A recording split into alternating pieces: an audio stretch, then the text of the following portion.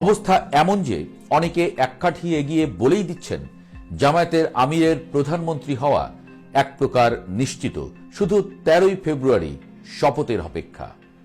জরিপ বলছে ভোটের মাঠে আর একচ্ছত্র আধিপত্য নেই বিএনপির। এতদিন ধরে যারা ভাবছিলেন নির্বাচন মানেই বিএনপির ওয়াকওভার, তাদের কপালে চিন্তার ভাঁজ ফেলে দিয়েছে international institute of law and diplomacy বা IILDর সদ্য প্রকাশিত বোমা ফাটানো এক জরিপ। 2026 সালের 12ই জানুয়ারির এই জরিপের ফলাফল রাজনীতির সব সমীকরণ ওলটপালট করে দিয়েছে।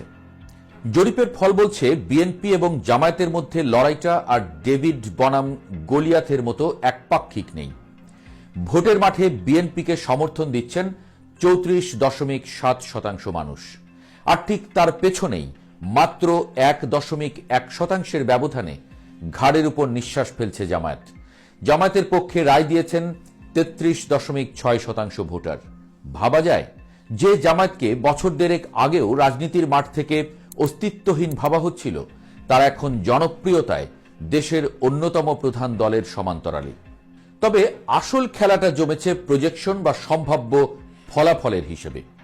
জরিপকারী প্রতিষ্ঠান মেশিন লার্নিং ব্যবহার করে সিদ্ধান্তহীন ভোটারদের মতিগতি বিশ্লেষণ করে দেখিয়েছে নির্বাচনের দিন বিএনপির ভোট বেড়ে দাঁড়াতে পারে 43.2%। কিন্তু চমকপ্রদ ব্যাপার হল জামায়াতও পিছিয়ে নেই, তাদের ভোট বেড়ে 40.8% পৌঁছাতে পারে, এমনটা আভাস দেওয়া হয়েছে। অর্থাৎ ব্যবধানটা এতই সামান্য যে ভোটের দিন পোলিং বুথে যে কোনো কিছুই ঘটে যেতে পারে। গেম চেঞ্জার কারা? এই নির্বাচনের ট্রাম্প কার্ড কিন্তু কোনো দল নয়, বরং সাইলেন্ট ভোটার বা সিদ্ধান্তহীন জনতা। জরিপ বলছে 17% ভোটার এখনো সিদ্ধান্ত নেননি তারা কাকে ভোট দেবেন।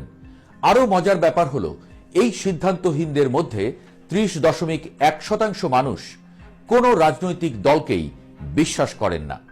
38.6% ভোটার তো কোনো মতামতই দিতে চাননি। বিশ্লেষকরা বলছেন নির্বাচনের শেষ মুহূর্তে এই বিশাল জনগোষ্ঠী যেদিকে ঝুঁকবে, ক্ষমতার পাল্লা সেদিকেই হেলে পড়বে। শফিকের তুরুপের তাস তরুণ ও উচ্চশিক্ষিত ভোটার সমাজ। কেন জামায়াতের এই উল্লম্ফন? জরিপের ডেমোগ্রাফিক বা জনমিতিগত বিশ্লেষণ দেখলে চোখ কপালে উঠবে। 18 থেকে 29 বছর বয়সী তরুণ ভোটারদের মধ্যে সবচেয়ে জনপ্রিয় দল এখন জামায়াত। শুধু তাই নয়, যারা স্নাতকোত্তর বা মাস্টার্স পাশ করেছেন তাদের মধ্যেও জামায়াতের গ্রহণযোগ্যতা সবচেয়ে বেশি 37.4%।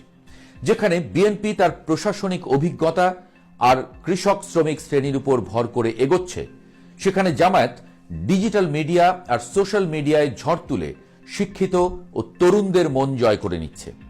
জামায়াতের সমর্থকরা বলছেন তারা দলটিকে সমর্থন করছেন মূলত সততার ভাবমূর্তি আর দুর্নীতিমুক্ত ইমেজের কল্যাণে। জুলাই বিপ্লবের ফসল এনসিপি। রাজনীতির মাঠে নতুন খেলোয়াড় জাতীয় নাগরিক পার্টি বা এনসিপির সমর্থনও বেড়েছে। জরিপে তারা 7.1% সমর্থন পেয়েছে।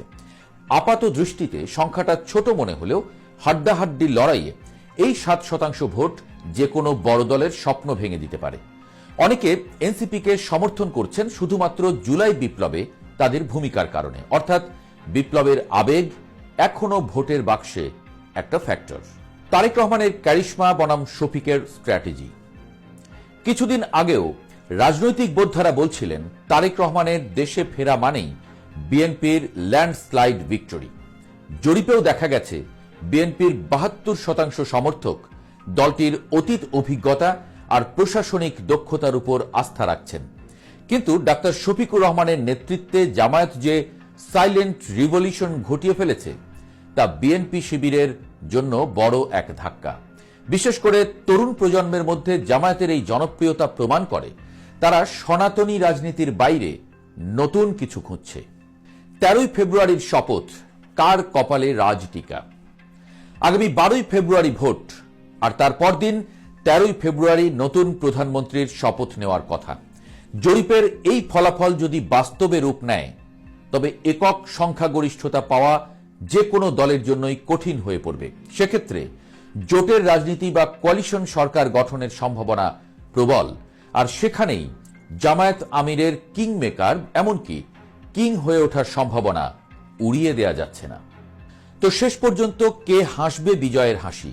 অভিজ্ঞতায় পোড় খাওয়া বিএনপি, নাকি তারুণ্যের জোয়ারে ভেসে থাকা জামায়াত, নাকি সিদ্ধান্তহীন ভোটাররা শেষ মুহূর্তে পাশার দান উল্টে দেবে? উত্তর মিলবে 12 ফেব্রুয়ারির ব্যালট বাক্সে। তবে আসছে নির্বাচনটা যে বাংলাদেশের ইতিহাসের সবচেয়ে শ্বাসরুদ্ধকর পলিটিক্যাল থ্রিলার হতে যাচ্ছে, সেটা একদম নিশ্চিত।